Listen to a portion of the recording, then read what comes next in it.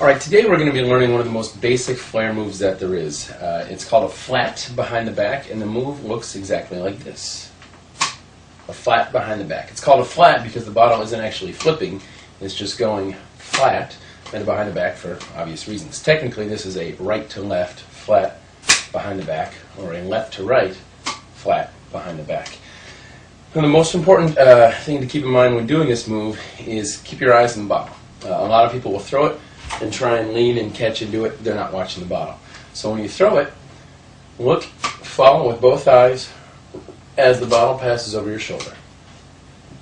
The other thing to keep in mind when catching this is that your arm doesn't really need to be reaching for it. As a juggler, we say if you get good throws, the good catches will come.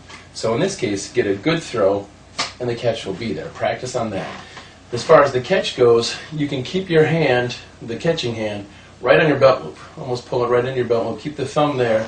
And if you get the throw right, it really should be just a soft, gentle toss right over your shoulder into that. You should barely have to move your hand. And it should land right in there. And that is the flat behind the back. Alright, today we're going to learn another basic move, but it will be really important as you move on and learn a lot of other new moves and new combos. The move is called the stall, or the pop stall. What you're doing is essentially the move looks like this. What you're doing is you're popping, or throwing up, and catching the bottle, or stalling it, on the back of your hand. There's a lot of different ways, and I've seen a lot of different bartenders stall it on the back of their hand. I've seen some people that use their palm like at the back of their hand like this, and they land it on their fingers. I've seen other people that land it squarely on the back of their palm right here. For me, what I find works best, and you can try and see what works for you, is I put my hands out, and I put two fingers down in the middle, and then these two fingers up. And what that does is it allows basically a bridge, or kind of a nest or a cradle for it to sit on right there, with these two fingers down and these two fingers up. Gives it kind of a spot to hold on to. You really should get comfortable and get used to basically just sitting and holding the bottle. It'll feel uncomfortable, kind of unnatural at first, but sooner or later this will get to be second nature if you practice it. So you can get comfortable getting to this spot. You can even kind of turn around and you get comfortable holding the bottle right here. Now to do the pop, or the catch into the stall, you can either grab the bottle from the neck, as you would pulling it out of the rail, pull it straight up, and put your hand underneath it, or you can grab more from the body of the bottle and kind of push it away from you just a little bit, because the natural tendency is to kind of pull it towards you, which is going to make it tough to stall. Ideally what you want is a straight up and down bottle. So pulling it from the body will look just like that. That is the pop stall. Like I said, it's kind of a basic move and it doesn't look very flashy, but we're going to be learning a lot of new stuff where this will come into play. So this is really important to get down. If you can, get it down with both hands, but especially work that dominant hand. And you can even add this into the move that we learned last week, the behind the back.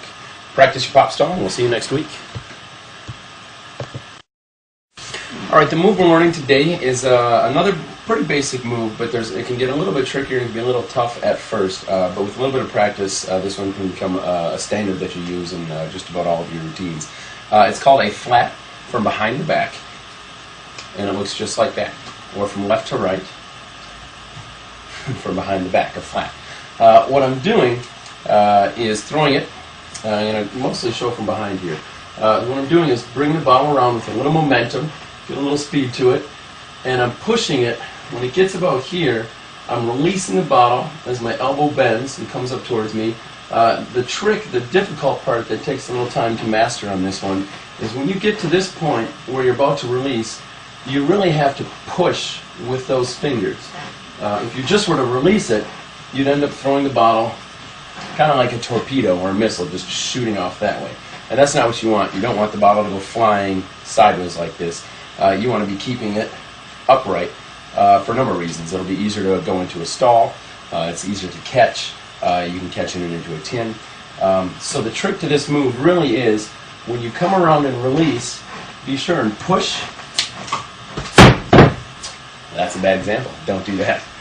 When you come around, you really push with those fingers and release. At this point, really just push. Give it those fingers, kind of release with that, with your index finger and with your middle finger, so that it's pushing it all the way just like that. This, if you incorporate with the move we learned last week, the pop stall, which I'll get on the second time. There we go, into a stall. You can catch with the same hand. You can practice catching. It's probably easiest when you're starting to catch with the hand that's already there. But get used to catching with the same hand that you threw it with. And also, more of an advanced move, catch into that stall. And that'll be the first stall that you can practice doing. So that move is called a flat from behind the back. Alright, today we are going to focus on learning our first two-item move. We have a bottle. I'm using the Flare Co bottle. You can get it at barproducts.com for about 20 bucks. They make a liter version and they make a 750 milliliter version. Use whatever's comfortable for you. Most people use the 1 liter. The nice thing about the 750 milliliter is that it does fit more into the tin, which we will get into a lot more down the road. There's a lot of great moves that you can do. It's called nesting or catching in the tin. So anyways, the two items we have, the bottle. You can use a Malibu bottle if you don't have a Flare Co bottle. The nice thing about Malibu is that they stay wrapped up if you were to drop them and break them. But be sure and be safe. Definitely don't do this over concrete. Do it over comfortable carpet. And then the other thing that you have is the tin, a cocktail shaker or a tin. There's a couple different kinds too. This is the 28-ounce tin, which is the most standard size, bigger tin. But the difference is, in between the two most common, is that there is, you can see it on here, there's a weight put right on the end of this. They make weighted and they make unweighted ones. You might be able to see it, well, a little bit better. It's taped on in this one. I prefer the weighted tins. They give a little bit better spin to them. Some people really like the unweighted. Most common, though, you'll find the weighted tins. Use whatever's most comfortable to you. It doesn't really matter. The move we're going to learn today, the two-item move, is called the swipe through. Again, it's a pretty simple move, though it is a two-item move, so it kind of, if you can't walk and chew gum at the same time, this is going to take a little bit of practice. But it is definitely a step up from some of the one-item moves that we're learning. Anyways, the swipe through is a move that looks like this. And again, I'll practice doing the other hand, being ambidextrous here. Alright, now what we're doing is, anytime you're going to do a two-item move, you want to make sure you actually break it down into just doing what each hand does independently. So the move that looks like this, as I'm throwing this hand, I'm moving this hand across my body from right to left, and then I'm taking the tin and really just rolling it off my fingers so that it comes up over that. So when you put them together, it looks just like that. It sounds really dumb to just practice swinging this from left to right across your body, but actually practice it for 30 seconds. Get comfortable with that motion. You're not going from side to side like this. Put a little swing into it. Put your hips into it. Make it a little dance. The other thing is, don't point it forward. Keep in mind that even when you're practicing with an empty bottle, when you're actually doing this at work behind a job, you're going to have a full bottle, at least a partially full bottle. Tipping it sideways, you can be pouring liquor out, and that is never acceptable. So from side to side, keeping it upright, and then with your left hand, rolling that tin. What I'm doing is kind of bringing it across my body and releasing right here off the tip of my fingers, so that it just rolls, and kind of pulling it back that way. All right. So get comfortable. You can do little ones to kind of get comfortable with that. Get bigger ones. I've seen some people really launch these up in the air. I've got a ceiling fan above me, so I'm not going to be doing that. Put them together, and there you have the move. This is a great transition move. That's why it's important to get comfortable doing it ambidextrously here, regardless of which item is in which hand. Because this one is kind of, when you're doing a routine, when you see flare bartenders behind the bar, a lot of them will revert to this because it's a great move to go into a lot of other moves. It's a really good transition move. And we'll start learning in upcoming weeks some of those moves that we're going to transition into. So that is this is called a swipe through, just like that. Practice that up, and we'll see you next week.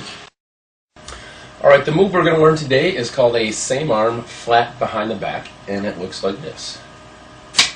Or with the right hand. It's called the same arm because you're obviously, as opposed to the normal flat behind the back that we learned a couple weeks ago, you're throwing and catching with the same arm. And a flat because it's not flipping, but you're catching it flat and behind the back or over the shoulder, obviously, because it goes over your shoulder and behind your back. When you're practicing this one, make sure you grab it more by the base of the bottle as opposed to the neck. It'll make it a lot easier. You won't get as much spin, which is important because you really do want to keep this straight up and down, keeping in mind that you can do this with a full bottle without spilling anything. The other thing to keep in mind when you're practicing is to be sure and practice both hands. A nice little routine to do this, to actually, basically just to drill, to run through, is to just go from right to left, right to left. Really practice this one back and forth, and it should come a lot easier than other moves. We're also going to learn, we might as well throw in our very first combo, which is this and a move that we learned about 2 weeks ago, the flat behind the back. And then, well, I'll do the whole thing. Here's what it looks like in fast motion. So if you're relatively new to flare bartending, this is a move that you can already start with by putting a couple moves together and make something that looks pretty decent, especially for beginner level. What you're doing is throwing over the shoulder, doing our catch that we just learned, bringing it around, grabbing from the base right here at the neck, and then continuing with that motion and coming around and pushing. Remember when we did our flat behind the back here, you really let go and push with those fingers so that the move comes around and looks like that. Of course, we can also go from here into our stall. So that move is a flat behind the back. Say more. Alright, today's lesson that we're going to learn is a variation or addition from last week's lesson, which was the swipe through, which, if you remember, looks something like this. The move that we're going to learn this week looks like this. So the swipe through, and then to this week's move. Real similar to the swipe through, with one simple change, and that kind of ends up being a big change as we get further and further. It's our base that we kind of use when we're doing routines to go from here into other things behind the back, and it's a really good central move to have. So the move again is, it looks like this, like that. What I'm doing is with my right hand coming around with the bottle, instead of straight across like we did with the swipe through back like this one is going in more of a circular motion. So we call this the swipe through, kind of in a circular motion.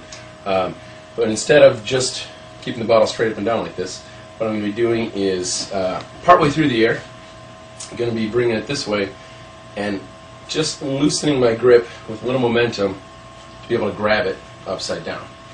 So coming around like this, and as we do in any two-item move, like I say, you always practice both hands, even if it seems simple like we did last week with the swipe through, to just practice this.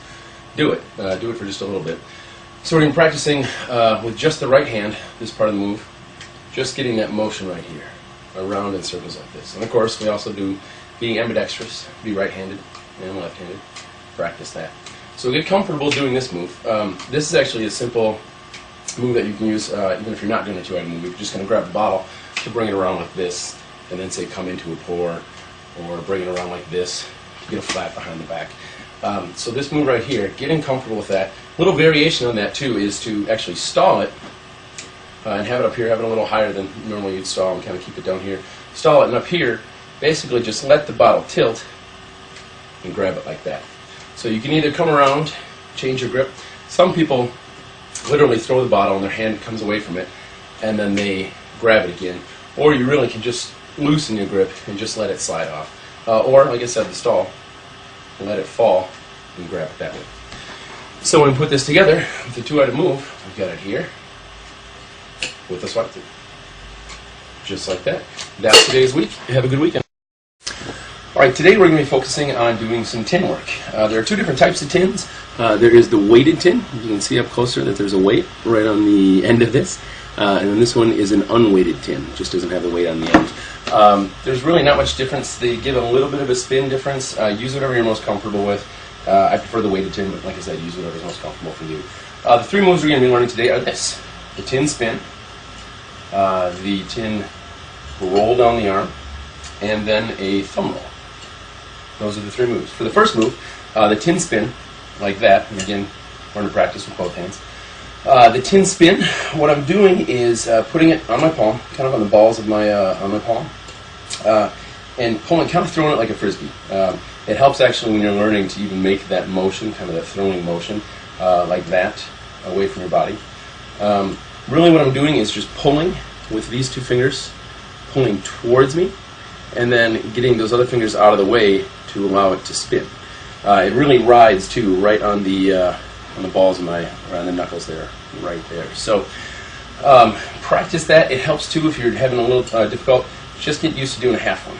That shouldn't be too tough. Get comfortable doing just that half spin, and then ultimately you should be able to spin it all the way around. Maybe even do a couple spins, like so. So practice that one, and again, don't forget to practice with your left hand. The other move we're going to be doing, you want to start with the bottom, facing kind of away from your body. And what I'm going to be doing is tossing it just a little bit, getting a little bit of spin right there. And as that spins, I slide my hand under it and let it roll right down there. Again, you can kind of just do just a little bit, let it roll just a little bit.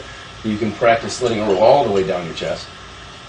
Most important to this move, though, is getting just a little bit of a spin and making sure that you have it, because if it's dead or if it's flat, if it's not rotating, it's not going to come down your arm at all. So give it a good spin. Ultimately, what you want to be working for is to be able to go all the way around your body like that. But just practice for now, getting it to come all the way down your arm. Just keep practicing that. All right, and then the third move is called a thumb roll. This one takes some time. It's kind of a tricky move to learn, and I don't know that it doesn't have a lot of flourish to it, but it's kind of a fun one, and it's an easy thing to do if you get an empty bar, you're bored, or you're just sitting on your couch to just kind of sit here and thumb roll. It's an easy thing to practice, but difficult to finally get it. I think I worked on this for weeks before I finally got it. What I'm doing is starting with it like this, really just holding it in those two fingers, and I'm pushing down with my middle finger here, pushing into it, and then just letting it roll and catching it like that. So one more time, pushing with this finger down, pushing around, and actually as I'm pushing with this finger down, I'm also pushing kind of into it and up with my thumb, pushing it that way, opening my hand a little bit, and letting it catch just like that, just like that. Those are our three moves for tin work. Practice and good luck. All right, the move we're learning today is a slightly more difficult move than we've been learning the last couple weeks, but it's a fun one, and it's a staple of a lot of routines and definitely a crowd pleaser. It's called the shadow pass, and it looks something just like this. All right, it's a blind catch, which is one of the most difficult parts of the move. But really, the best way to start practicing it is literally to just take a bottle. You can also do this with a tin, but for practice sake, it's a lot easier with the bottle. And literally just hand it behind your head, just like so. And then as you practice, start getting used to just doing a little throw, just a tiny, like an inch at a time. And as you get comfortable with that, you can extend the reach until you're going all the way behind your head. A couple things on this. Be careful. You're throwing something at your head or just behind your head. So be careful with it. Make sure you're using a vertical bottle or a wrapped metal bottle, but still be safe. It sounds ridiculous, but it doesn't hurt to do this when someone else is around. I've seen people not knock themselves out, but really clonk themselves in the head before. So be safe with it. The other thing is just a pointer on how to actually achieve the move. I've had a couple students say that when they throw it, they watch their catching hand. I find that really difficult because you only have a split second to adjust where your hand's going to be once you see the bottle coming out of your periphery. What I like to do, and as a juggler we say, as I've said before, if you get good catches, or if you get good throws, the catches will come. So what I like to watch is watch the bottle, and then after getting comfortable, getting used to this one, subconsciously I know where the bottle's going to be and how to adjust my hand if I'm watching the throw.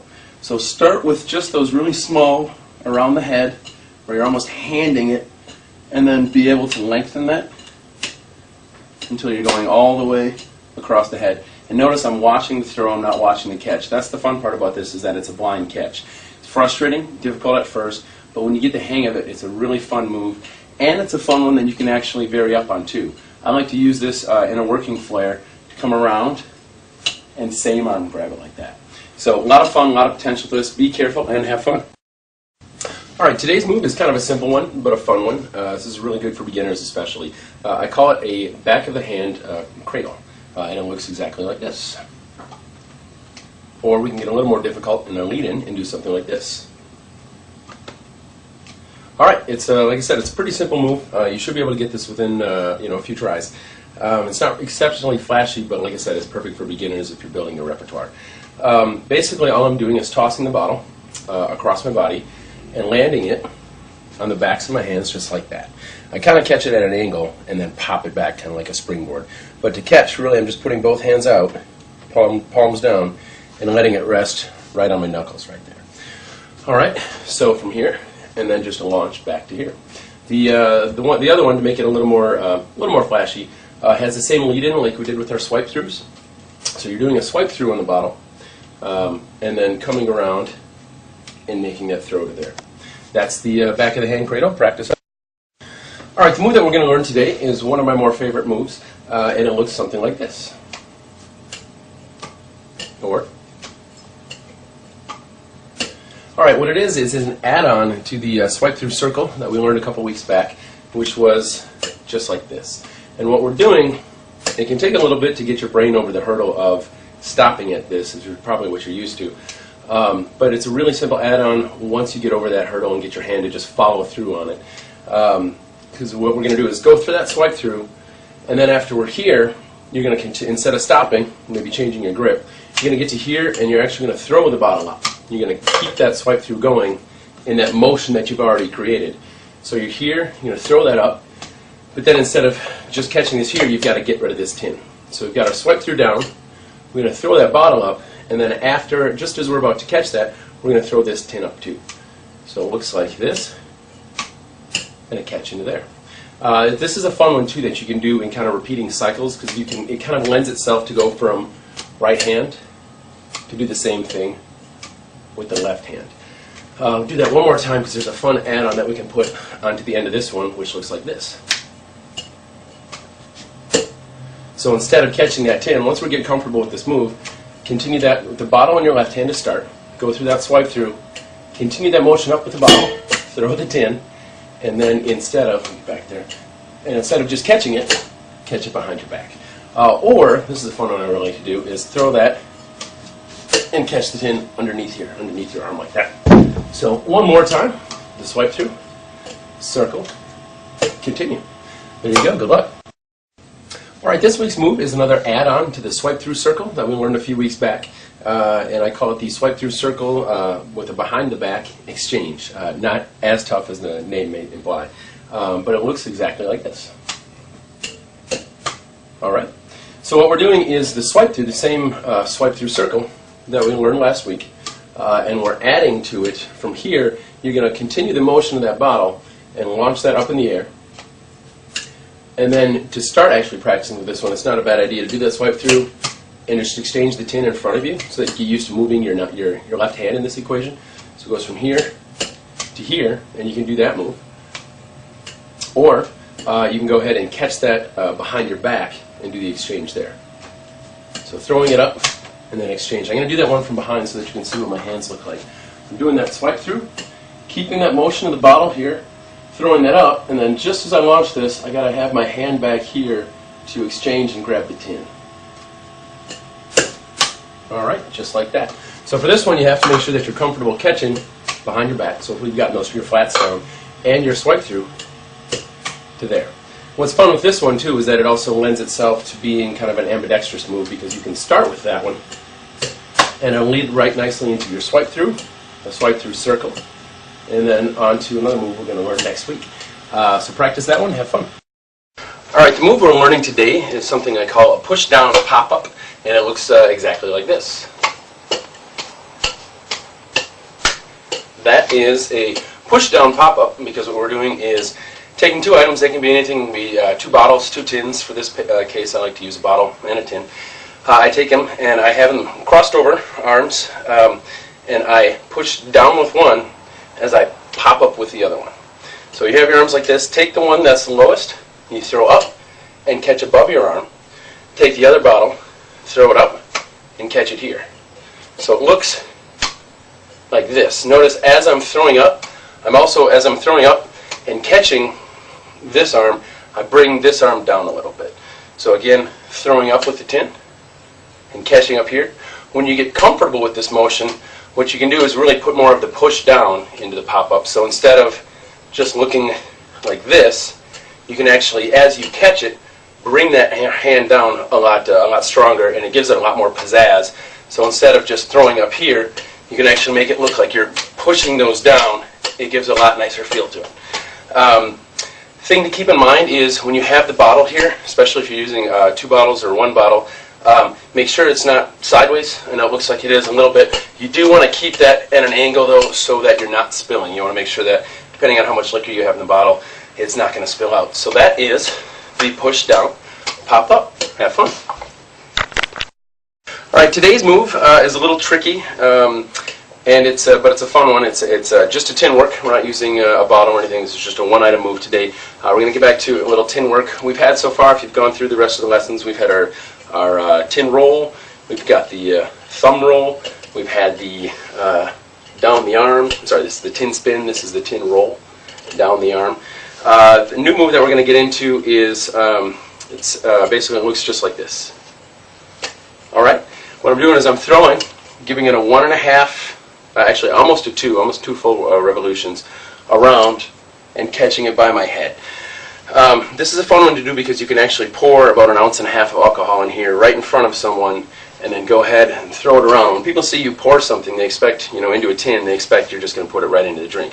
When you take it and then throw it around, they get kind of, they get a little excited, they get anxious that you're going to drop. But practice this one, and you pull it off. It's really a neat, flashy thing to do when you actually have a little bit of a drink in there. So the move, what I do is I get a grip onto it, I have my wrist face up, my hand open, I grab with my thumb and my middle finger right around here. I want to be grabbing it just like that. So I pinch on with just those 2 fingers so that I can kind of move it like so, right? So I have it here. What I'm going to be doing is pulling that thumb towards me and down, like this, pulling that thumb towards me and down, and the other finger kind of compensates, just comes up like that. That gets the motion, that gets the spin going to it, and then with my elbow I just pull in towards me. So I'm simultaneously bringing my arm this way to throw, and then also with these 2 fingers rotating the tin like that. That's going to get the spin to it, like so. This one's a little bit scary to practice at first because you are throwing a tin right at your head, and you don't want to hurt your moneymaker. So when you're practicing, you're starting on this one, feel free to go ahead and keep your hand here and just get comfortable getting that tin throw close to your face, right by your ear, just like this. Go ahead and use that other hand here as kind of a safety net. But when you get comfortable getting that throw down and it's not really flying all over and you're not just getting the half one, go ahead and get your all the way around. When you get comfortable with that toss, that's when you want to go ahead and throw this. Bring your hand around. Make sure you're not bringing it in front of your eyes over here, because then you're going to blind yourself for a second and you might lose the tin in the air. So when you throw this, try and bring that hand around to that same spot that you had your right hand there before. So it looks just like so. And then from there you can go into your pour. From there you can pick up a bottle. This is a fun one to do when you start making drink, or like I said, just as you're about to, after you poured 1 ounce of alcohol into here. It's a great one to go ahead. Practice this one with water at home so that you make sure you're not spilling. But keep practicing and good luck. All right, this week's move is another fun one. It should be a relatively simple one to get down. There's not any throwing involved. There's no exchanges. There's nothing like that. So this one should be relatively easy to get down. It's just a little bit of a wrist and arm maneuver. But once you get used to the mechanics of it, this is a really easy and fun one to pull off. And it's kind of, if you do it fast, it's got a little bit of flash to it, and it's kind of nice. It's a little bit of a crowd pleaser. The move looks just like this. Pour, and then cut. All right, let me do that one more time in fast motion with a little bit of different ending, because we can add on to this one too. Looks just like this, the pour. We can also bounce cut, flip the tin, and keep pouring like that. So if there's alcohol in here and I'm pouring, if I bounce it, practice this at home so you're not spilling any alcohol at work, but you can bounce this and buy yourself about a half second of time. So as I'm pouring the drink here, I pull up, I bounce cut, I come back down again into the tin. Do my ounce and a half, and then you can cut just like that. Anyway, so the body of the move looks just like this. What I'm doing is just exchanging the grip on my right hand. So I go from pulling the bottle out of the well, getting a reverse juggler's grip just like this. So my hand is down on the bottle, and I take the tin. I've got a kind of what I call my hinge grip. It's just 2 fingers kind of hinging on the top like that, and I over like so. All right. So these 2 moves. I change my grip on the bottle. I have the tin held at the very, very top, and I hinge it over just like that. Ideally, when you do the move, you can do this at the same time. When you're starting, just practice doing one and then doing the other. Now this move, you can just get right to here. That's the motion, is to just get right to here. But the more you add to it, the flashier it's going to look. So the more bigger you make it, the more grandiose. So I like to give this one a big scoop around into that way. So once I've gone from here, change my grip, come around that way. This hand at the other time kind of does a big Mr. Miyagi, wax on, wax off. I've got it here, come all the way around, bring the tin into there. So this will be your ending position. You practice with just that hand. I've started this way, I've changed the grip, I come around and hold it just like so. Alright, so I do exchange the grip, hinge, bring those around until the bottle is pouring right into the tin. Alright, so while you've got it to this position, you will be pouring alcohol. So get comfortable doing this relatively quick and keep in your mind to your pour count so that you're not over pouring or under pouring. So once I've gotten to this point, coming around to here, I've got the tin in the bottle. What I do is I bring the bottle towards my body, and I lift my elbow up. Bring it towards I'm kind of getting a rotating motion here, going this way. I continue the motion of that bottle and bring the tin back like so. I'm going to do that again. We start at this point. I bring the tin towards me, but I can also kind of do it in a kind of a rotating motion like that. So I bring it towards me, but kind of in a circular. I lift my elbow up. This is kind of a tricky part. People get to here and go, okay, I'm done. What you want to do is, if you've gotten to here, bring that tin, the bottom of that tin, up and around, and keep the motion of that bottle as well. Alright, so we've gotten here.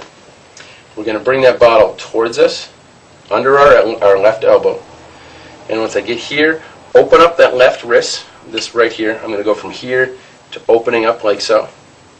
I brought the bottle towards me. I open up just like that. And once I've got here, I go ahead and continue bringing the bottom of that tin around just like that. Alright?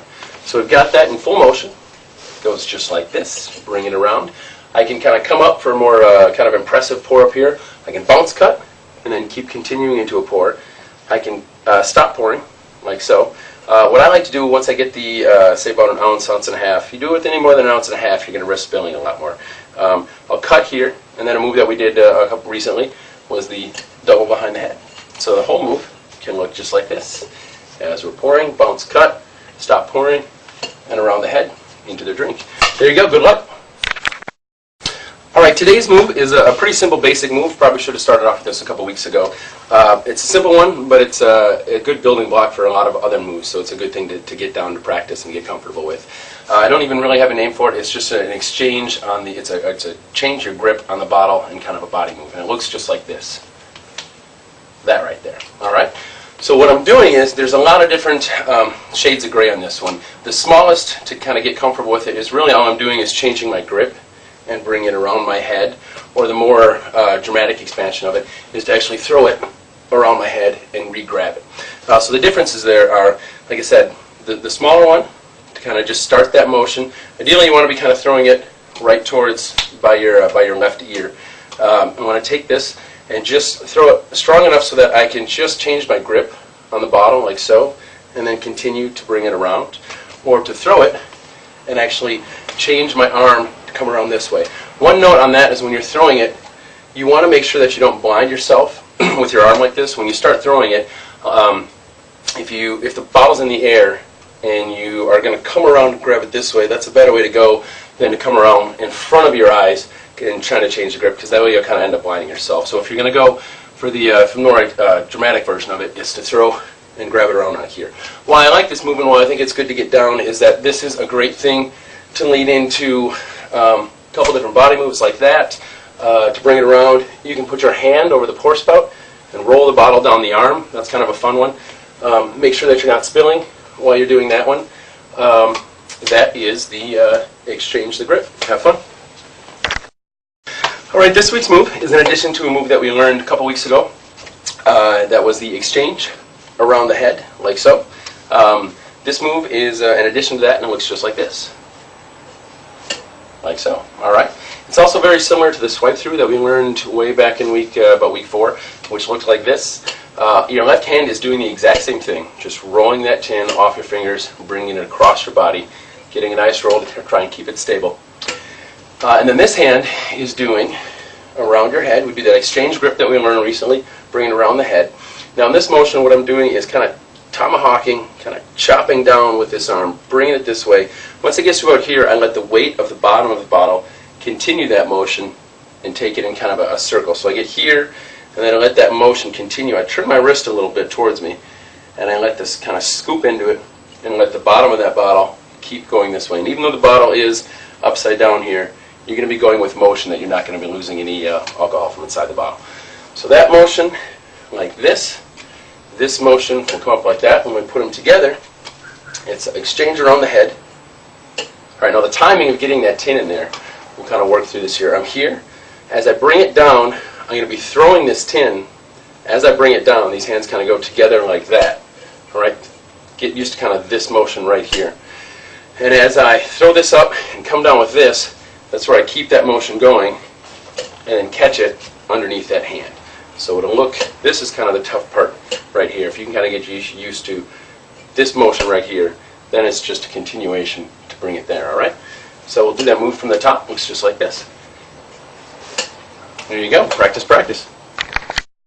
All right, this week's move is a fun move. It's a little more difficult. It takes a little bit of practice to get used to. I may not get it every time here, but the more and more I practice, the more I will, and the more and more you practice, the more and more you will. The move looks exactly like this. There you go. Let's try it one more time, see if we can land it all the way. All right, so what I'm doing is I'm throwing with my right hand, or my dominant hand anyways. I'm throwing a double with a double tin flip with this hand. You want to make sure you try and get some decent air time. You don't need to throw it up towards the ceiling, but you want to avoid doing a small, quick one like this. That's not going to buy you enough time to see where the tin's going to land on it. So go ahead and get a comfortable, maybe 6 inches above your head, maybe even 3-4 inches above your head. Get comfortable doing a double flip and catching that every time.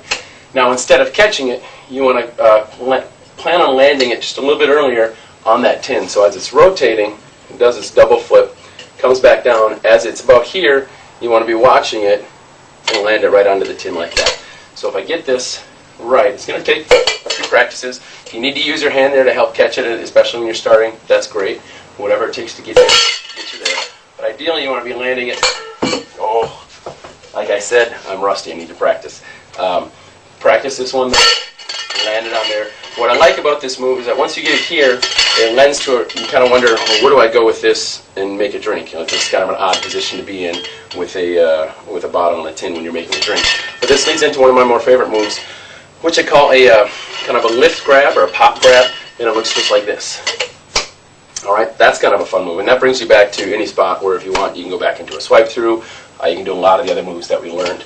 But that move is, once you get it to here, what I'm doing with this one is lifting the bottle up, lifting and just giving it a gentle throw, and as that's up, I go ahead and I scoop the tin off. So I lift and give it a gentle toss, and I go ahead and grab that tin off. So you can just practice pulling that tin off. Ideally, you want to be able to pull it straight off so the bottle, you don't pull it off so it ends up tilting the bottle towards you. You want to try and lift it so that you don't affect the direction of the bottle.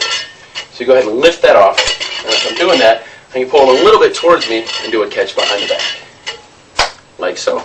Let me do that one more time for you. A lift and a catch behind the back. There you go. So the moves we had today. And if you need to try and practice this one again, like obviously I do, go ahead and land that. If you need your other hand, that's fine. Throw across your body, lift, and grab behind the back. There you go. Keep practicing. All right, this move I call a double flat back to front, and it looks exactly like this. Like so. Let me do that one more time.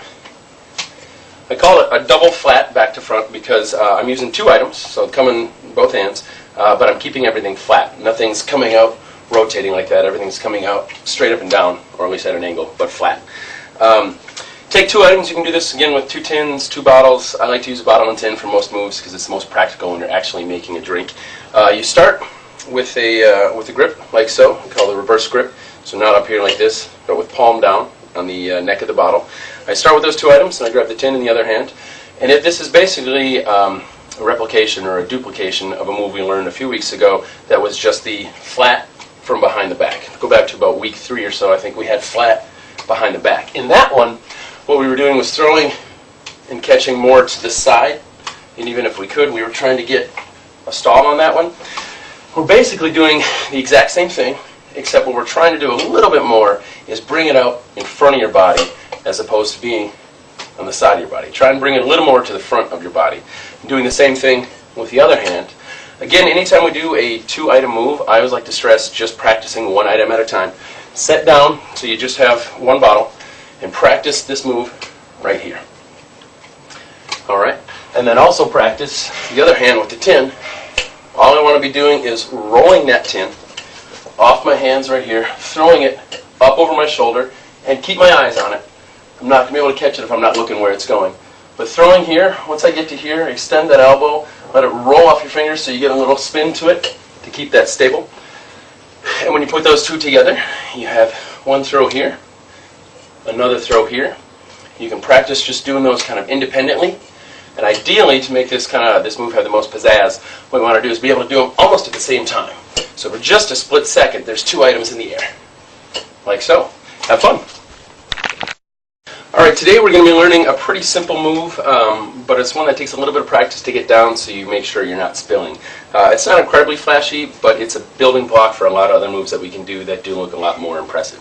The move, I don't really have a name for it. It's just an inverted, meaning upside down, kind of called throw across your body. So it's an inverted body throw, like so. The move looks just like that. And what you want to be doing is you want to be able to keep this, the pour spout, basically aiming the whole time at the center of your body. You don't want to be throwing it across your body that way.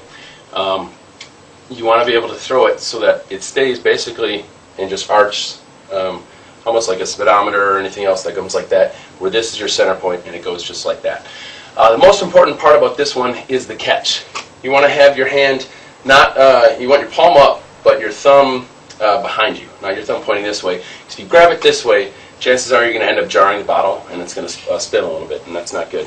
What we want is our thumb pointed back behind us and our fingers extended out with our palm up so that it comes across the body. And don't worry about reaching for it. When that bottle hits your hand, your fingers will come right down upon it and grab it. Make sure when you catch it too, you give it a little cushion. Don't just grab it like that. You want to go ahead and grab it and kind of bring into it a little bit. That way it'll reduce the spilling. Practice this move, and in a couple weeks we will add some extra flair to the end of that one. Good luck. So a lot of you have been asking in the last few weeks about how to build a routine. You're wondering how we've learned all these moves in the last few months, and we can do some really great basic level flair, some good working flair behind the bar, but you want to know how we put all those together into routine. It's nice if you can do a flat behind the back, but how does that get you to actually building a drink and entertaining your customer with a full flair routine? Well, hopefully we answer that question for you today. There's kind of 2 things I have to keep in mind. You need to figure out, are you looking to build a routine for a show or for a competition? In which case, I recommend write down every move that you can do. Go ahead and write down a shadow pass, and write down behind the back, and write down every move that you can do, and look at that list. You don't need to use every move that you have in your routine in your show. It's not a matter of showing everything you can do, but showing that what you can do well, and you can put it together with a certain flow that makes it look really nice and entertains whoever you're performing your show for. The other thing is, if you're, instead of looking to build a routine for a show or a competition, you're looking to build a routine then to actually use as you make drinks in your bar.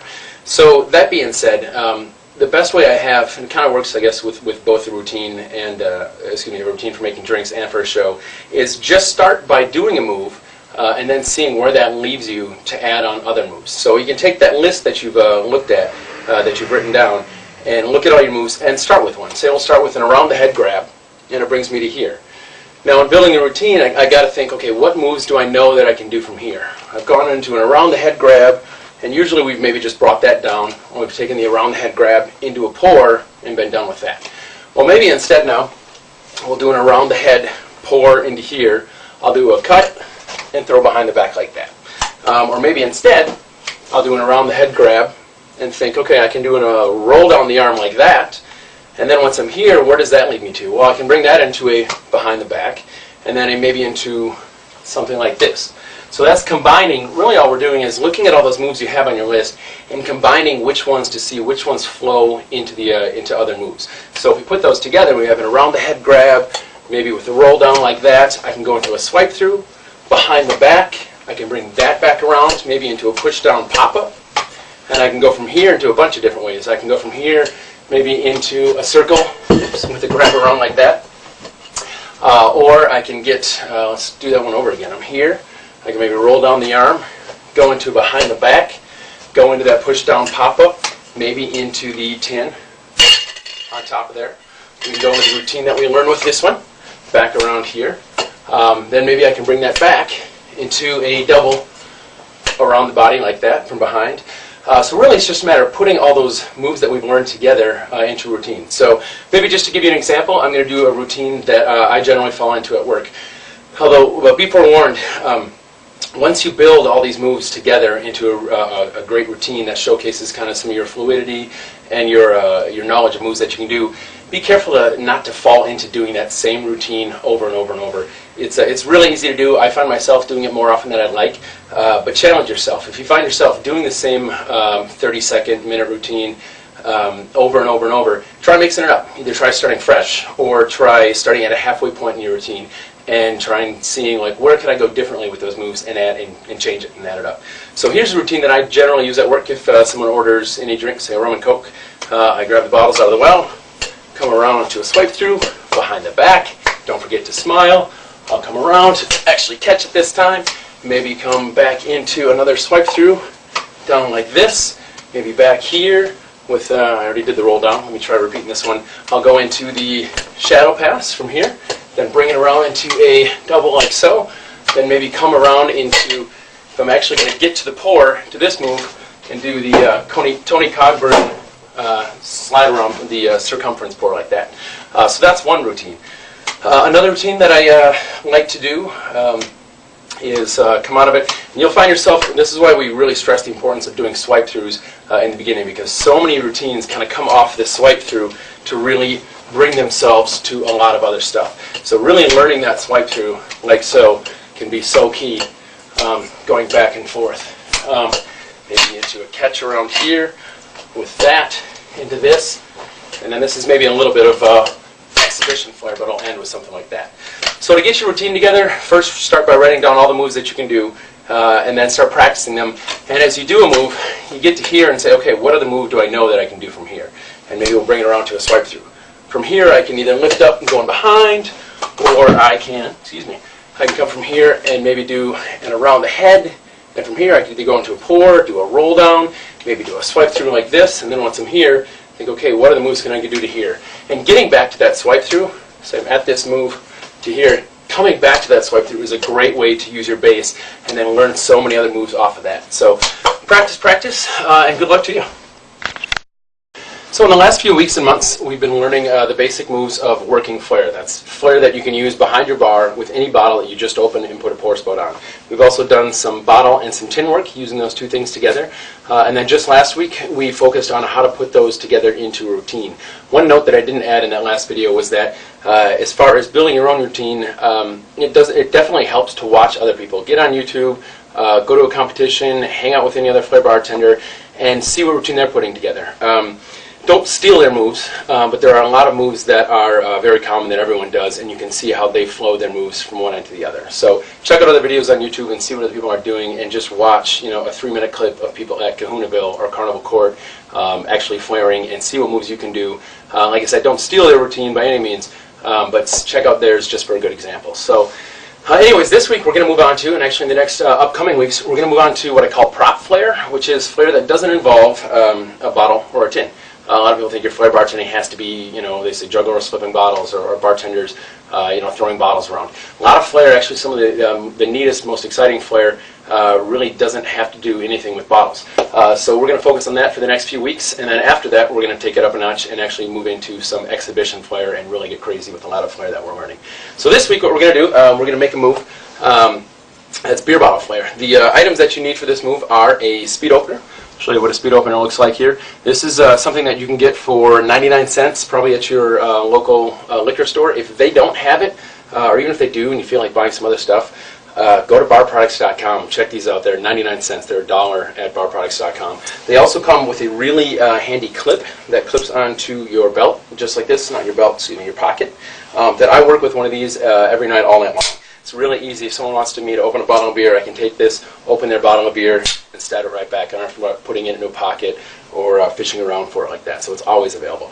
So anyways, the move that we're going to do today, and these clips actually rather are, I want to say $4, $4 or $5. So totally worth it. For $6, you get this package deal that I use every night at work. I think they're fantastic. So on to the move we're going to be learning today. It's a move, it's a beer bottle, it's a beer open. Anytime someone orders 2 bottles of beer, I like to do this if I have time and I'm not sacrificing service and I think they want to see a little bit of pizzazz, they want to see a little flair added to their experience. I grab the bottles like so. Maybe it's a little weird, but I always like to place the label out just so they can see what they're getting. I place the bottles just like this. Alright, so what I'm doing is putting one of them with the speed opener just like this, grabbing onto that speed opener just in my hand like so. Alright, holding onto that with the palm down. The label's facing out. I've set one of them just on top, right behind where the beer bottle is hanging, and the move looks just like this. There we go. You got one open beer. So the way that move, we're going to do that one more time here. The way that move works, the best way, I'm really clumsy today, the best way to practice this move is to just start with the one that's on top. So ignore that you have one down here, and really what you want to practice is just vaulting this forward at a 45-degree angle. Make sure you're practicing this at home. Don't practice this at work. Don't waste your owner's and operator's beer. Don't waste people's time if you're not ready to do it at work. Again, like we always say, practice at home, perform at work. Never do anything at work that you can't do 90% of the time at home. So practice this one at home. Get a case of beer on the weekends. Sit down and watch the football game. And anytime someone wants a beer, practice this one. It's a great opportunity at home to practice. So ideally you'll have one down here, but for practicing we set this just up like so, and really what we're going to be doing is launching this forward like this. Go ahead even with no bottle and just practice this motion here. What you want to be doing is really pivoting at a 45-degree angle and lifting just a little bit. Notice how it's not just a push forward like this, but my arm does come up.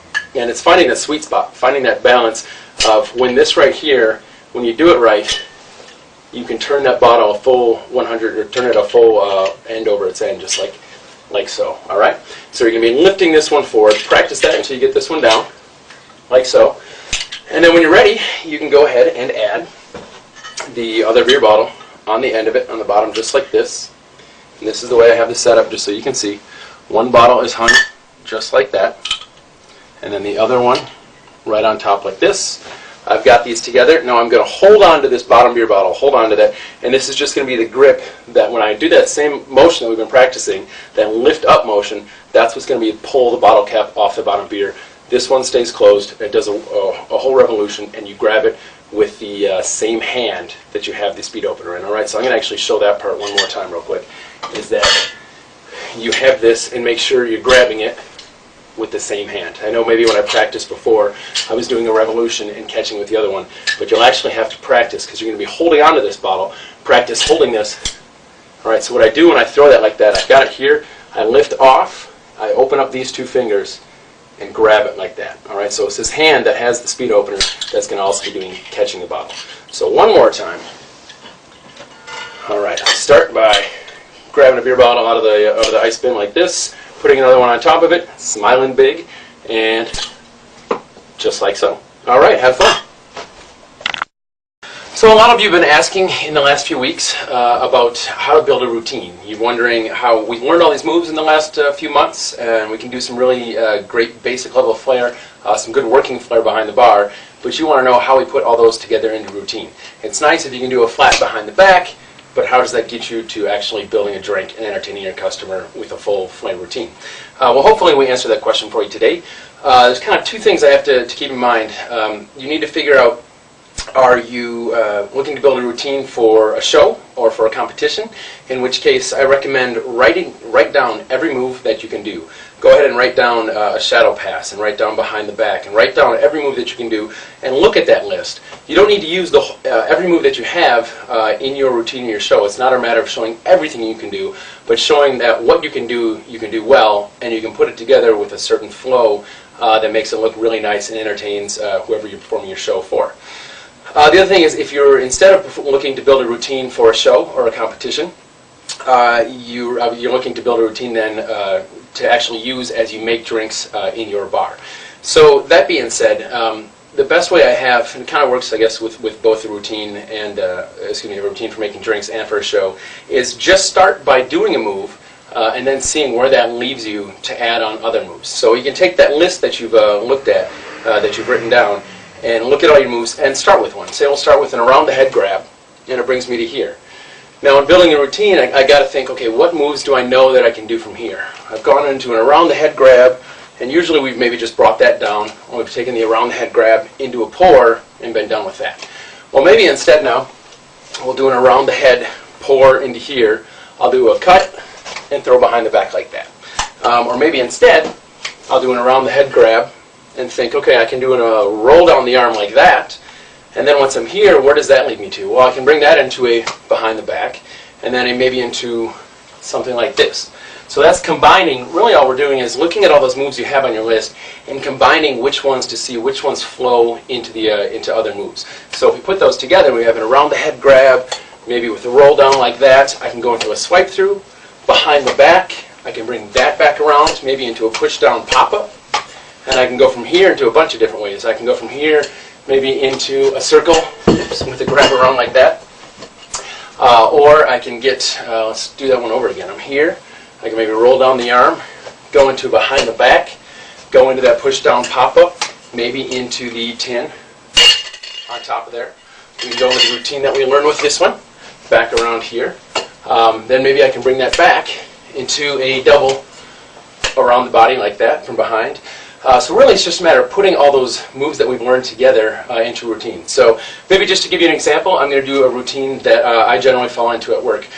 Although, be forewarned, once you build all these moves together into a great routine that showcases kind of some of your fluidity and your knowledge of moves that you can do, be careful not to fall into doing that same routine over and over and over. It's really easy to do. I find myself doing it more often than I'd like, but challenge yourself. If you find yourself doing the same 30-second, minute routine over and over and over, try mixing it up. Either try starting fresh or try starting at a halfway point in your routine and try and seeing like where can I go differently with those moves and add and change it and add it up.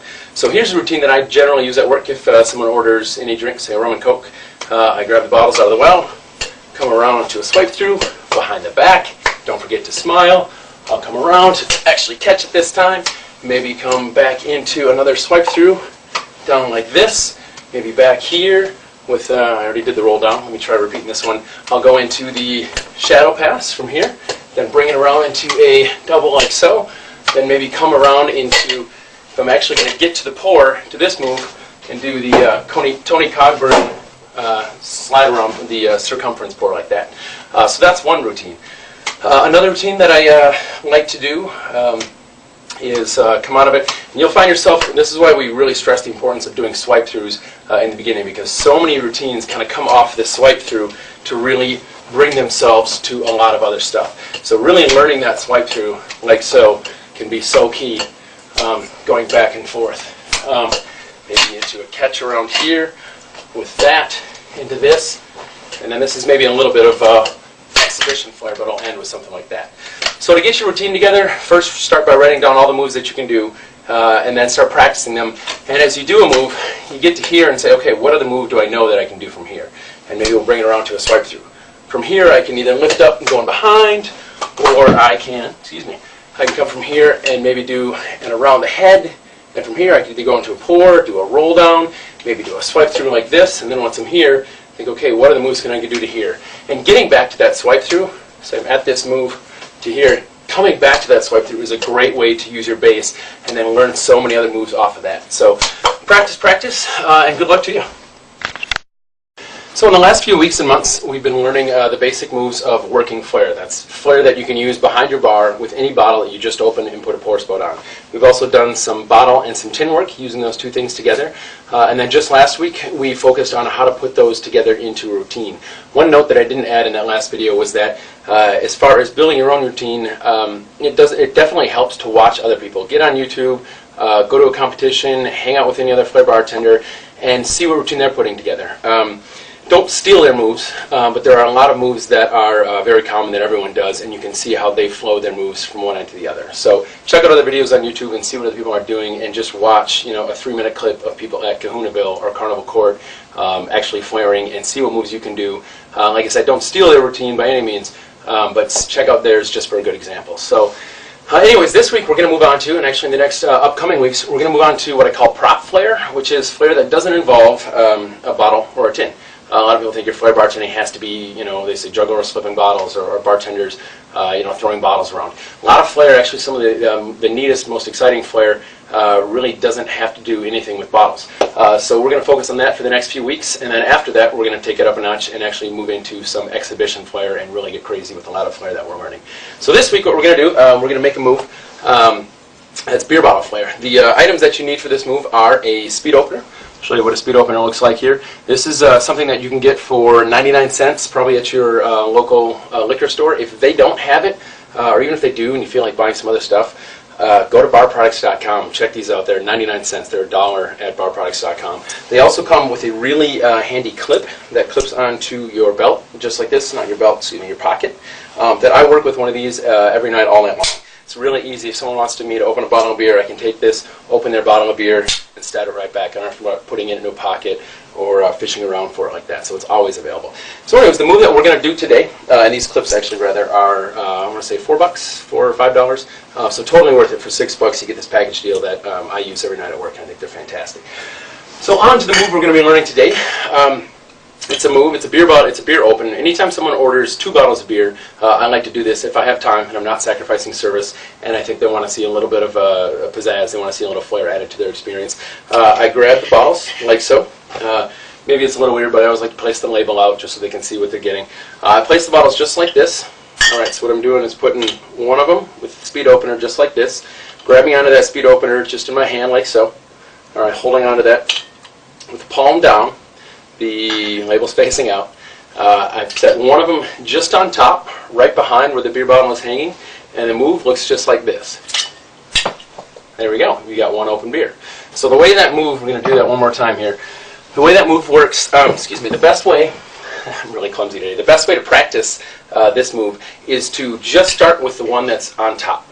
So ignore that you have one down here, and really what you want to practice is just vaulting this forward at a 45-degree angle. Make sure you're practicing this at home. Don't practice this at work. Don't waste your owner's and operator's beer. Don't waste people's time if you're not ready to do it at work. Again, like we always say, practice at home, perform at work. Never do anything at work that you can't do 90% of the time at home. So practice this one at home. Get a case of beer on the weekends. Sit down and watch the football game. And anytime someone wants a beer, practice this one. It's a great opportunity at home to practice. So ideally you'll have one down here, but for practicing we set this just up like so, and really what we're going to be doing is launching this forward like this. Go ahead even with no bottle and just practice this motion here. What you want to be doing is really pivoting at a 45-degree angle and lifting just a little bit. Notice how it's not just a push forward like this, but my arm does come up, and it's finding that sweet spot, finding that balance of when this right here, when you do it right, you can turn that bottle a full 100, or turn it a full end over its end, just like so. All right. So you're going to be lifting this one forward. Practice that until you get this one down, like so. And then when you're ready, you can go ahead and add the other beer bottle on the end of it, on the bottom, just like this. And this is the way I have this set up, just so you can see. One bottle is hung just like that, and then the other one right on top like this. I've got these together. Now I'm going to hold on to this bottom beer bottle, hold on to that, and this is just going to be the grip that when I do that same motion that we've been practicing, that lift up motion, that's what's going to be pull the bottle cap off the bottom beer. This one stays closed. It does a whole revolution, and you grab it with the same hand that you have the speed opener in. All right, so I'm going to actually show that part one more time real quick, is that you have this, and make sure you're grabbing it with the same hand. I know maybe when I practiced before, I was doing a revolution and catching with the other one, but you'll actually have to practice because you're going to be holding onto this bottle. Practice holding this. All right, so what I do when I throw that like that, I've got it here, I lift off, I open up these two fingers and grab it like that. All right, so it's this hand that has the speed opener that's going to also be doing catching the bottle. So one more time. All right, start by grabbing a beer bottle out of the ice bin like this, putting another one on top of it, smiling big, and just like so. All right, have fun.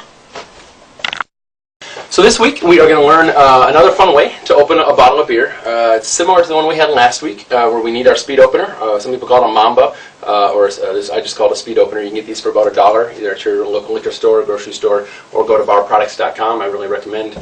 I take a beer bottle. I like to use Bud Light. I'll show you why in just a minute versus some of the other bottles. But the move looks just like this. All right, just like so. We're popping it off, shooting it way up in the air. And here we have one fresh cold beer ready to drink.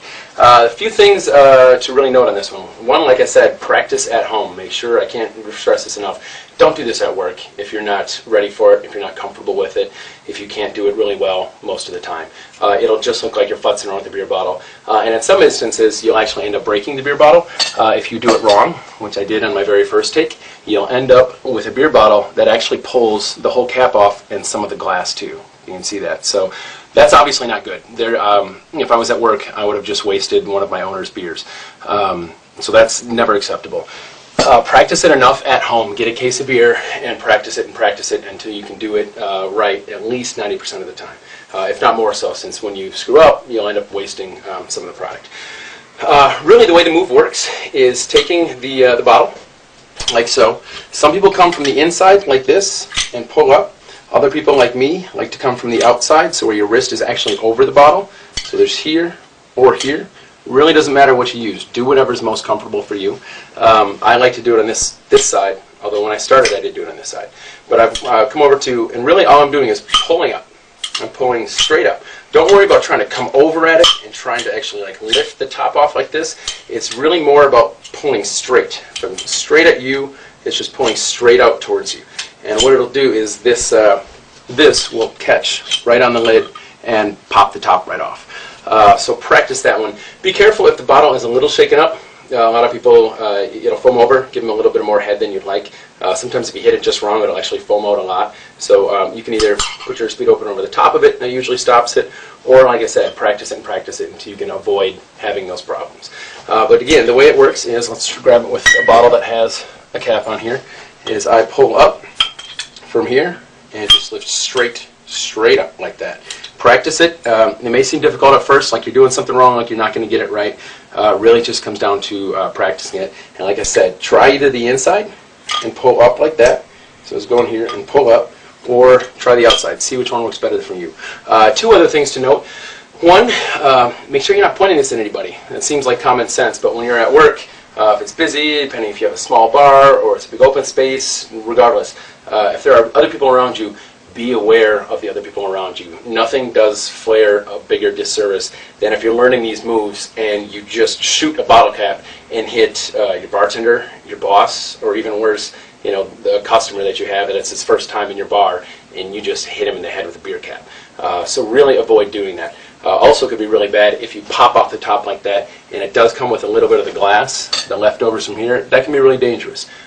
So one, get good enough where you're not breaking glass. Two, never aim this at someone. Either aim it straight up, never obviously aim it at yourself, but aim it straight up, or point to a wall and do it that way. The last thing that I have to note is that I really prefer to do these on Bud Light bottles, whether it's Bud Light, Budweiser, Bud Select, anything that has that shape to the bottle. I really like Miller, and I really like a lot of other beer products, but the nice thing about this lip is that you can see right here, it's got, other than this little lip, it's got a really smooth way that you can pull right up off of that. The problem is that Miller products in particular, but a lot of other ones, this is a great local beer in Madison from Capital Brewery, they have this lip right here. And I will find myself, I used to do it, and I know plenty of other Flair bartenders that have no problem doing it off these. For some reason, I can't. I have broken more bottles than I care to, so I stopped doing it. Know your limits. But you have this lip right here that as you pull up, more often than not, you can see you're going to catch right on that and end up pulling the whole top of the beer bottle off with some broken glass. So go ahead and practice it if you want at home with whatever your favorite bottle of beer is. But make sure at work you're doing ones that you know you can do it safe on. So that is the beer bottle pop. Practice, and good luck. Actually, also before I go, I know there's plenty of other ways to open beer bottles. I've seen it before. I've seen a bunch of different ones before where people like take a speed opener and slide it up, or hit it and shoot the bottom out, anything like that. If you have your own beer bottle trick, your own beer bottle opening a trick or doing something with beer bottles, love to see it. Absolutely love to see it. Post it on here as a video response to mine, and I'll be happy to show it to other people, and would love to learn. Practice and good luck. All right, if you have Red Bull in your bar, here's a great trick that you can do anytime you have a Red Bull can and a customer wants a drink that's like a vodka and Red Bull or anything mixed with Red Bull. Start with your Red Bull can, and the trick looks just like this. I open it, take my glass, and pour it like so. You can go all the way upside down. That's the Red Bull from a can upside down trick. A couple pointers on how this trick works. What I do is start with the can and make sure that your hand's wet. Your hand does have to be just a little bit. I'll either just spray it with a gun or grab a piece of ice and just kind of roll it around in my hand a little bit. Your hand does need to be damp for the suction to work. I start with it to make sure that the pour is angled right. It actually helps to make sure that the mouth is pointing basically straight up. I have my hand out like this and the mouth pointing straight up. So where this part right here, where it's going to pour out of, I keep that pointing straight up. My hand's getting dry, so I got to make sure that stays wet. Get my hand, it doesn't need to be totally soaked, but just a little damp, a little wet. You have to play around with that. I start by bunching up my hand just like this. I start on the fat part, this kind of pouch of your thumb. I start here, and I'm going to be moving it to the center. It also helps too. I twist as I move to the center. I twist about a halfway around. Let's try that again. You'll have to play with what works for you as far as opening it and having the mouth pointing down. That's not hugely important, but it does help a little bit. But I'll start here on this fat part of the thumb. Really squeeze and push it into your hand as much as you can. Do that, and then twist as you're getting to your palm. So we do about a half or a quarter rotation here. So I start there, and as it's moving across my palm, watch what I'm doing with my hand. I start with it kind of bunched up here, and get my hand wet a little bit again. I start here. I'm going to be moving towards the center, and I'm really opening my hand like so, all right? Because it really goes from here to having your hand as far back as you can push your fingers. You really want to extend those hands as much as possible, and that'll keep the suction. So let's try this one more time. I've got it here, and you'll notice actually as you open it, the suction, and as it pours out, the suction will actually get greater and greater. I've got a full glass here, so I can't do this, but you'll notice that as you pull upside down and more pours out of it, it'll actually suck more to your hand. So if it feels like it's pretty well on there, by the time you're upside down, it'll actually be stuck, and you'll be able to shake an empty Red Bull can upside down like that. So practice and have fun. Here's another great crowd pleaser you might try adding to your routine. It's kind of a fun one. I call it the lime in the Corona bottle. I'm using a Bud Light bottle right now because I happen to have one open. But I call it the lime in the Corona bottle because most places when you serve someone a Corona, they want a lime in it. So it's called the lime in the Corona bottle trick, and it looks just like this. Take it, line it up. Sometimes I get a better throw, and just like that, lands in there every time. The way you get it to land in there every time is when they're not looking, you go ahead and put one in there. So we'll try that one again. It does take a little bit of distraction. It seems like kind of a cheap trick. This one generally works really well after midnight, but not so much before midnight. You might try pulling this on people that are already had a few beers and may not notice. They'll always ask you to do it again, in which case sometimes you just tell them, hey, it was beginner's luck, or wow, I can't believe that landed too, play it off. It's a lot more fun if they don't know that you put it in there. Although I have once in a while had someone actually get really belligerently mad that they just didn't believe it. I had someone actually come back in and said, I tried all weekend trying to throw Coronas in the limes in the Corona bottle and couldn't get it. What's the trick? I felt a little bad, so I kind of gave it away for him. But really the trick is I will go ahead and I will open a Corona bottle away from the customer as I'm getting from the beer cooler. I'll put a lime in it, and then as I kind of just misdirect their attention, I look at them and I say, oh, would you like a lime? And so I've got the bottle here, but I say, would you like a lime in your Corona? And as they say yes, they usually do, I go ahead and I line it up, throw it, and get a good trick. And get a good land right in there. So that is the Corona lime trick. Have fun. This week we continue on learning more prop flair. We've set down the bottle and tin, and we're focusing on some other items that we can use in the bar. This week in particular is going to be glassware. We've got 2 tumblers or rocks glasses. You can use any ounces, whether the 4 ounce, 6 ounce, 10, 12. I think these are probably 14 ounce. You don't want to use pints, but this will be great for any kind of lowball glass that you're going to make any drink, like a rum and coke, a vodka Red Bull. This is a real simple trick that works well for that. You take 2 stackable glassware, like so. You probably have them set down on your rail down here. You pick up 2 of them. Make sure that they're not, if they've been put away wet, make sure that they're not stuck together. Shake and make sure that one on top is loose. And the trick looks just like this. There you have it. This is really just an extension of the flat behind the back that we learned back, I want to say, in week 1. It's really that same throw. You'll see that I'm taking this and holding on to this one down here. I'm just taking and throwing that one up into a flat behind the back. Like we do anytime when we have more than one item, anytime we have a 2-item move, start with practicing with just 1 item. So in this case, we can just take the one here and just practice that real simple flat behind the back. Starting here, keep both thighs on it. You want to go ahead and watch it all the way down. Have your hand down here, kind of at your belt loop. Want your thumb kind of on your spine. Go ahead and give it a nice, simple toss. And remember to watch it all the way in. And so then when you add the second one to it, it's just a matter of making sure it's on the top there. Like I said, making sure that it's not stuck to it, making sure that it's nice and loose. And then go ahead, give it a nice, simple toss. Ideally, you want this, the one that's up here, to go ahead and come down so that you're catching it on the bottom. You might have to play around with kind of flicking it with your wrist just a little bit to kind of get it to come to that angle, or maybe even pulling towards you a little bit. You really don't want to be grabbing it upside down like this. You want to try and not catch it like that so that your fingers aren't landing in there for sanitary reasons. Also, it's a lot easier grab if you end up grabbing it in the bottom. So that is some glassware flair that we can do. Practice this one up, and next week we're going to have a lot more complicated ones. So get good on this one, and we'll see you next week. So last week we learned a real simple 2 glassware move that basically looked like this. We use it to get 2 glasses ready and go ahead and set those on the rail, get ice in them. So that's a great way to start a drink anytime someone comes up and orders 2 lowball glasses, 2 Captain Cokes, 2 vodka Red Bulls, what have you. This week, same concept, same scenario. If someone comes up and orders 2 drinks, they're going to go in lowball glasses like these. This is a much more difficult but a lot more fun way to start, and it looks just like this. You take the 2 glasses off the rail where they're seated, stall them on the back of your hand like so, and there you have it. All right, what I'm doing, I'm going to do that one more time for you so you can see maybe from a different angle, just like that. All right, so what I'm going to do is, like I said before and last week, anytime you have a 2-item move, you want to go ahead and practice with just the one so that you know what you're doing with that one, right? What I'm really doing, I'll kind of explain it and then I'll go into just doing that with one. When I go ahead and I pull back, I've got this balanced out here, I go ahead and I pull back. It's kind of like pulling the tablecloth out from underneath a table that's got silver on it. You really kind of want to pull this out from underneath it, up at an angle, and so that as this comes back, this one is going to come behind my back, as the one that's at top right here is just going to fall forward like that, all right?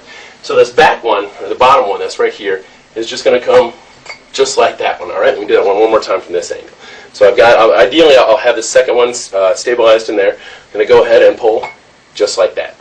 So you can practice this move. Start by just stalling one in the back of your hand. Get comfortable. Ideally just doing 1 flip, maybe 2 at most. You can't do a dead one because there's going to be one sitting on top of there. And there's really no need to get a bunch of spins to it. Just get 1 good flip, maybe 1 more than that. 1 good flip out of there and catch them from behind. Now that you've got the second one added in here, what this is going to do is I pull this one back, that bottom one is going to do the same thing I've been practicing the last few throws, but this top one is just going to tumble forward like that. So I'll have to practice, if I want to practice that again in my mind, I can actually have this here and kind of practice with my right hand reaching out. So I can do the same both motions, right? Because my right hand is going to do this as my left hand catches. So now that I got the second one in here, and I'm used to that, I know my left hand's going to catch that one, my right hand's going to go forward. I go ahead and give it 1 more shot, just like so. Do it 1 more time, right? You got it here. I'm going to go ahead and pull up underneath, just like so. Set them on the rail, ice them up, and you're good to go. All right, have fun. All right, today we're going to learn a fun move that uses an ice scoop and a tin. So it's kind of fun that it's different than your usual bottle and tin moves. It gives you something different to play with, and it looks just like this. Like so. Look at here. Grab it, and then you're free to go into scooping and making a drink. All right, we'll do that one more time. I like to play, pretend like you can't see it. Open your eye, check it, it's right there. Back to, and you're good to go. All right, you break that one down into each of the moves, each of the sequences. The first one is just a simple double into your ice scoop. These ice scoops, by the way, you can use a smaller one. You can use whatever ice scoop you have. I really like these ones that have. It's kind of more, it's bigger, and there's more of a rim for them to sit in. But use whatever ice scoop you have. Otherwise, I do have these ice scoops available in my bar store. You can check out. They're about $10 or so. But the first move, like I said, is a double body into here. If you're having problems catching it with the ice scoop, go ahead and just practice this double across your body without the tin, like that. And once you're comfortable with that across the body, right into the tin. All right, from here, it's just a flat back across. So you threw a double in there, then you're just sliding it back across into a flat. I'm going to throw the ice scoop in the same direction in a flat and try and keep it parallel. Excuse me, try and keep it so that's not spinning. And really, I'm just going to practice getting flat across the body. You don't want to come and rotating like that. Just nice and easy, flat across the body. So the first is here, a flat back there. I'm going to throw this flat, but as I do that, I got to get rid of this tin in my hand. And I take it behind the back, just a real simple behind the back exchange, so that I can grab this ice with my hand. So we've done a double into here, a flat across, a flat back with the behind the back exchange. Then you kind of keep that momentum that you had from the back, behind the back exchange, and right into your scoop. Like I said, I like to add sometimes just for fun. You can go ahead and with it. Cover your eyes, pretend to see if you got it. Obviously, you know you got it, so you can feel it. But it adds kind of a fun little kick to it. So from the top again. Double, flat across, ice scoop exchange, flat into here. What I'm doing on this last part, you know, at any point in this, you can stop and go into making your drink, but I like to add this as a whole routine. It's fun. If you know during the flair, if you've kind of gotten a feel for your customers, your guests, and they're enjoying it, this is a fun way to kind of start off making a drink, like I said, before you grab the actual bottle and the tin and start making it. So here, back across, here. Quick stop and make the drink. I'm going to go into this move. All I'm doing is a simple flip, just a once around, kind of a flick of the wrist right here, just to kind of flip that up and do one simple spin. But instead of just catching it, I am going ahead and I'm doing a behind the back exchange with the scoop. So while it's in the air, flip it right there. And then from here, I just do a simple flip behind the back. Again, one more flip behind the back. One more flip behind the back. Go into the pour, make your drink, and you're all set to go. So one more time from the top, the ice scoop flare. Across the body, and don't forget to smile. Right in the tin, got it. Back here, and we're good to go. And that is the ice scoop tin flare. All right, today we're going to learn one more working flare move, and it looks exactly like this. That's the move right there. All right, the first part of it is just doing the swipe throughs that we learned a lot earlier. But the move that we're adding onto it today, just that part of it looks just like this. All right, so we'll do it one more time, then we'll break it down. All right, like so.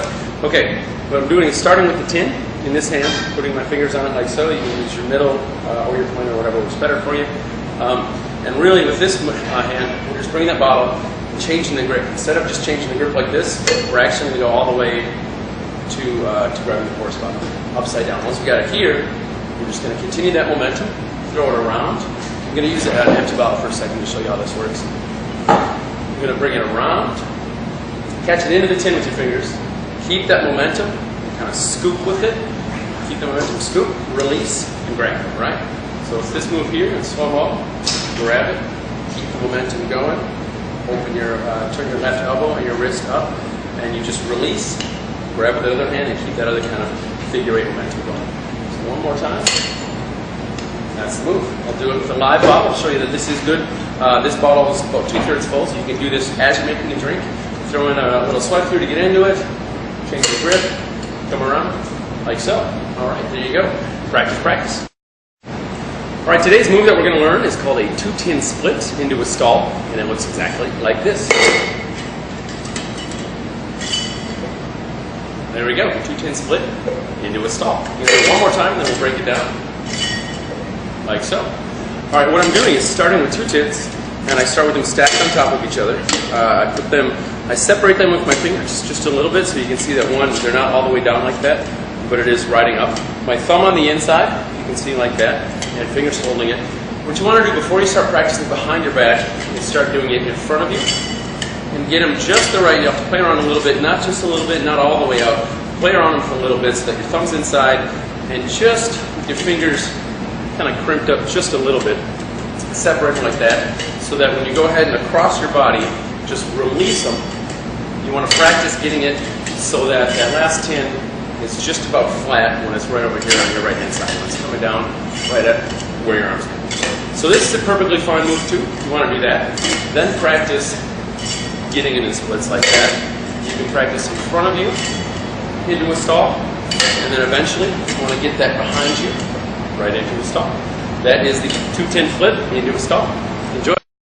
All right, today we're going to learn a really fun move that I like to use a lot, and it's a good working flare. You use this as you're making someone's drink, which makes a working flare, so it's practical, but it's also really showy and it's fun. It has a good edge to it. People really get a kick out of it. The move looks just like this.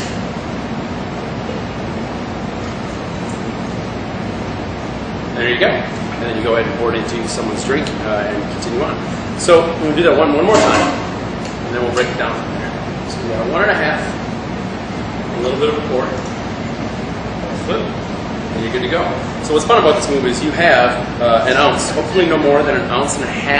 If you get anything more than 1.5 ounces, especially up 2 ounces, and when you go for the flip, you will spray it with some alcohol, which you never want to spill. Avoid spilling as much as possible.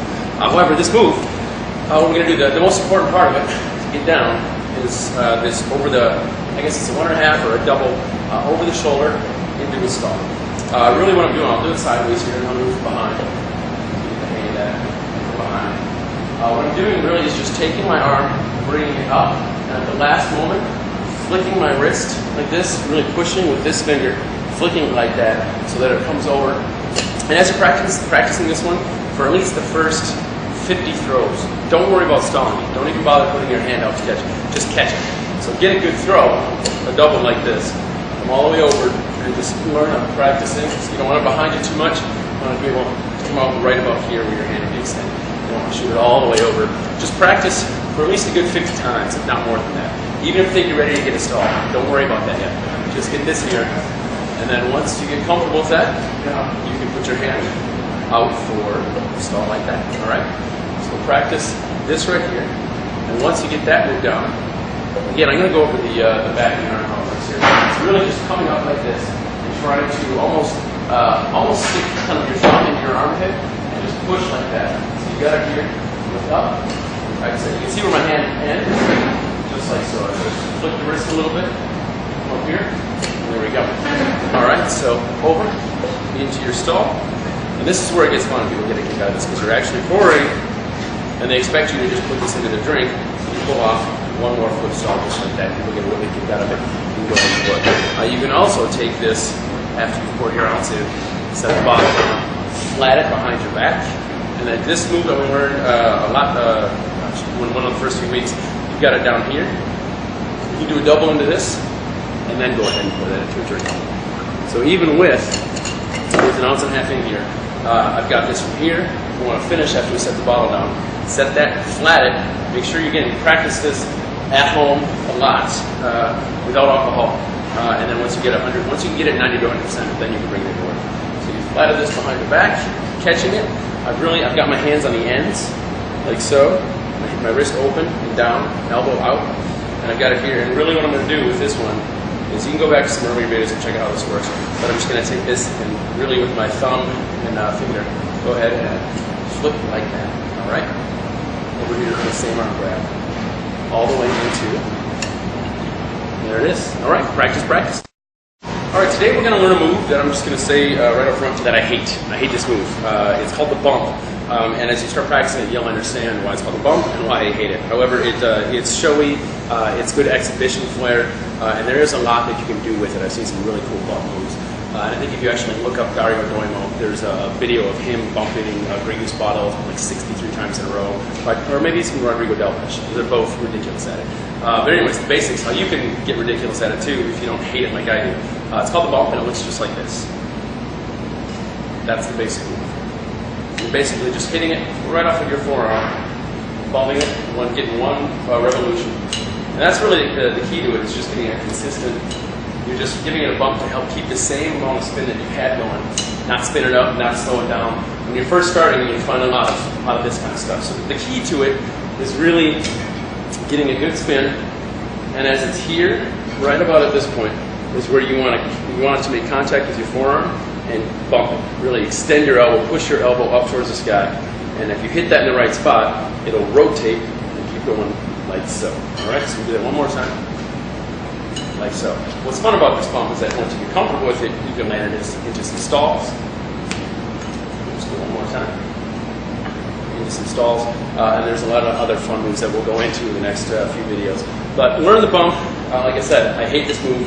The reason why I hate it, other than being kind of difficult, is that, and it takes a lot of practice, is that 10 minutes of practice and your arm will be bruised, which is a pain. So you can only practice for about 10 minutes.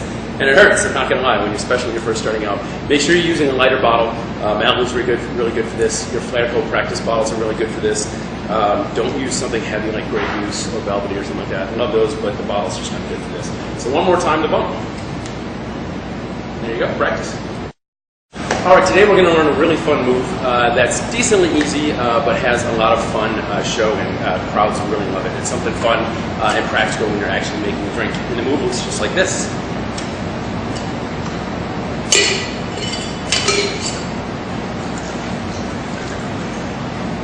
There you go. That is what I call the Tony Cogburn 360. It's a spin around with 360 degrees, or 720, or whatever the next one will be. And I give credit to Tony Cogburn for this one, who, as far as I know, invented this move. When it comes to inventing moves, a lot of the ones we do are just general moves. They don't necessarily have anyone that invented them, anyone that kind of claims ownership over them. So most of the stuff we do with flats and swipe throughs, those are all, we just call them flat, we call it swipe through. However, there are some certain moves that people feel free to do and use them and enjoy them and hopefully make some money off them and entertain your guests. But I do think it's important for some moves to give credit where credit's due. And this one, like I said, I learned from Tony Cogburn, who's really an awesome bartender. All right, so the move we're going to do again, basically the key to it at the very end is literally just this spin around. When you have the bottle in here, you go ahead and pull it out, and as you pull it out, you spin, letting the bottle lead. You're going to be spinning this direction, right? So I'm starting here. I just go ahead and start with it in a tin, and then slowly I can make the bottle and the tin further apart. You get a little dizzy doing this one. But as we start, I like to add a little something. Instead of just starting with the bottle and the tin when you're making a drink and spinning around, I like to do just a little add-on to it, which is basically one of the moves we learned around week 5 or 6 called the swipe through. And it's just, I do one of these. All I'm doing is changing the grip on my bottle. So practice that. I start with this kind of grip, and then I go ahead and come around that way. So as I'm here, what I do actually is I'm here, and instead of turning my elbow this way, I open it up, bring it around again. Try that again. We're here, open your elbow up. This time come back around and put it right into the tin. And as you do that, keep the momentum going, turn it to back. As long as you kept the momentum going, you won't have the extra liquor flying around. All right, so we'll do that one more time. I just come around, wind up into the tin, like so. So it's this tin, and then release into here. And once you're here, it's like I said, that real easy start slow and spin around. We're going to do that one more time from scratch. This is what I call the Tony Cogburn 360. We'll swipe through, and once around into a wind up, get it here to catch. And don't forget to count your pour count, so you're not just pouring 10 ounces of booze. But keep in your mind, pretty much every time you spin around, it's about an ounce to an ounce and a quarter, depending on how fast you spin. So that is the Tony Cogburn 360. Practice and have fun. All right, today we're going to learn one of my very favorite moves. It's called the multi-pour, and it looks exactly like this.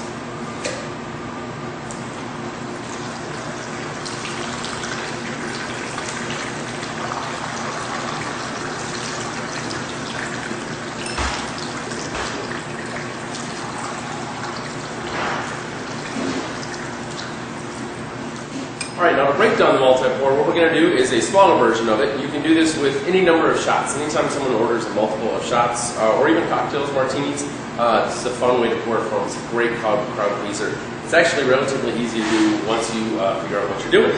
So we're going to explain that right now. If we're going to pour just 3 shots, I set up the 3 shots like this. If you want a little excitement, a little variety, you can go ahead and kind of create multiple layers like I did in the big 7 or 9-1 multi-pour. But for this, we're just going to show for the basics, plain and simple, just like that. I've got my 3 shaker tints, and I'm going to fill them up with ice. Basically, just about 1 sheeter tin full. Going to fill these up with ice. All right, and then I put my shot in here. If someone's just ordering 3 shots, you just make whatever those 3 shots are. Otherwise, if you get a chance to kind of change up the color, you're just going to pour this for a showcase. It's kind of neat to have staggered colors. The only downfall of that is if you're pouring, as you saw in mine, they can kind of bleed together and they'll kind of mix into the same shot. So ideally, this is perfect for if you're doing the same shots. Give them a shake, and then what we're going to do is stack them on top of each other. And this is where things get important to know what you're doing. When you stack them on top of each other, the distance from this one to this one should be whatever shot glass you're using. If it's a smaller one, if you're using a martini glass, they have to be this far apart. You can get a little bit of wiggle room, but you can tell this is just a little bit short. So what I want to do is add a couple more ice cubes here, just a couple. And that should make a difference. And see now if I went a little bit long, just kind of break it down a little bit just like that. Give it a couple little, and it should be perfect just like so. Alright.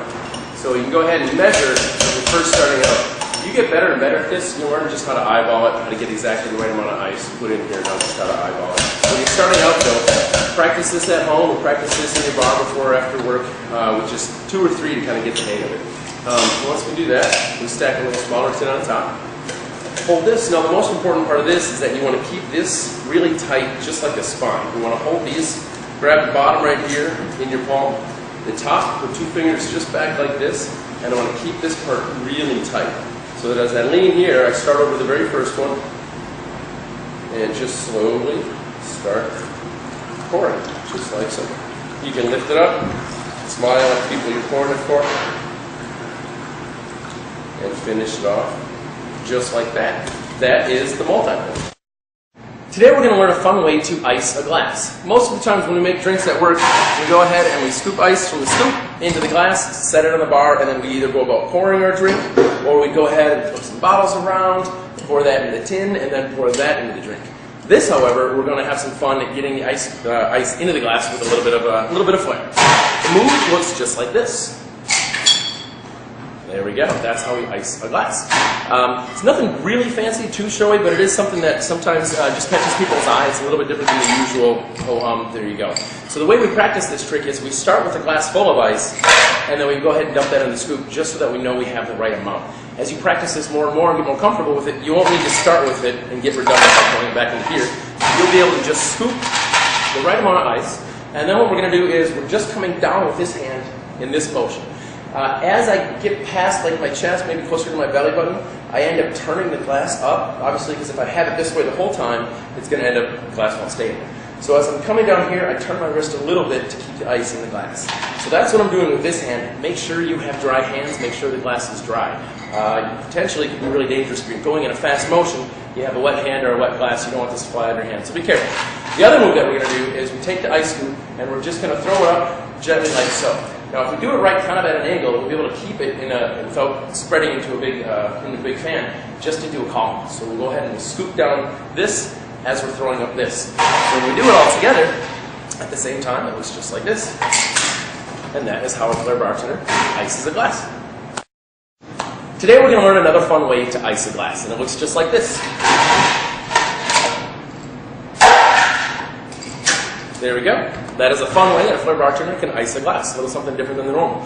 So what I'm going to do here for practicing, break this move down, we're going to start with a glass full of ice. Whether we're going to use a pint glass, we're going to use a rocks glass, a tumbler, what have you. We're going to start with a glass full of ice. We're going to pour that in a scoop just to make sure that we have the right amount. As you get better at this and practice with this, you won't need to do that step. You'll be able to just scoop into the ice bin, eyeball the right amount, get that in there, and then the move. The first step to it is to go ahead, we're going to get this momentum going right here, just kind of like almost like we're sweeping or pushing a broom. What we're going to do is push that into the glass, push all the ice in the glass like that. So I have a grip on my glass with my thumb and my middle finger, just like we had in the other icing move that we had. So I've got a hold of it just like that. I'm going to go ahead and push it into here, and as I do that, I keep that momentum going into a circle like so. So we start with it as we push, we've got our elbow up, we've got our palm up, we're going to push the ice into the glass, and then we're going to keep that momentum going, letting the mouth of the glass come all the way around and make a circle like so. As we get to here, we're going to keep that momentum going and be able to flat it behind the back. That's maybe one of the tougher parts of this move, is trying to keep that right side up. If it ends up tilting and ice comes out, you're going to end up, obviously you're going to notice that as you're making the drink. So practice this, and that's one of the tougher parts, is to keep that straight up down, catch it in your ice scoop, and then we can either go ahead and just grab it off there, set it in the bar, or I like a nice little flourish where we kind of pop it up, grab it, set it down, and go. That is another fun way to ice a glass.